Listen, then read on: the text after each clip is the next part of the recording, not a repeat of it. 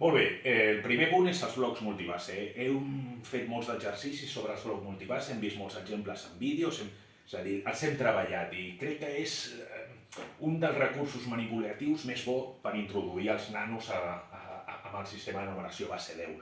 La idea és, tenim tot de quadradets, des del meu punt de vista, si els quadradets són d'un centímetre per un centímetre, molt millor, és a dir, si són més grans doncs no servirà quan els ensenyem el regle i diguem, mira, això són, per exemple, si ajuntem 5 cubs, doncs tindríem 5 centímetres. Podem utilitzar-los a més per la part de mesura, aleshores m'agrada que aquests blocs multibase fossin dur, no?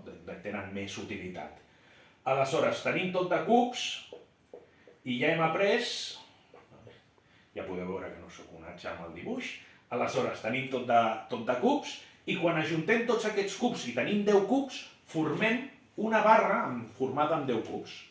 Si tenim 10 barres d'aquestes llargues, formem una base plana de 10 vegades 10, doncs seran 100 cubs, 100 cubets que tenim aquí. I si a sobre ampliem 10 vegades això, tindríem 1.000. Aleshores observeu que sempre comencem amb 1, 10, 100, 1.000, sí? Anem ampliant, és a dir, seria 1, doncs és 10 elevat a 0, o 1. 10 és 10 elevat a 1, o 10. 100 és 10 al quadrat. 1.000 és 10 al cub, perquè cada vegada del següent recurs és multiplicar per 10 el número de coses que teníem abans.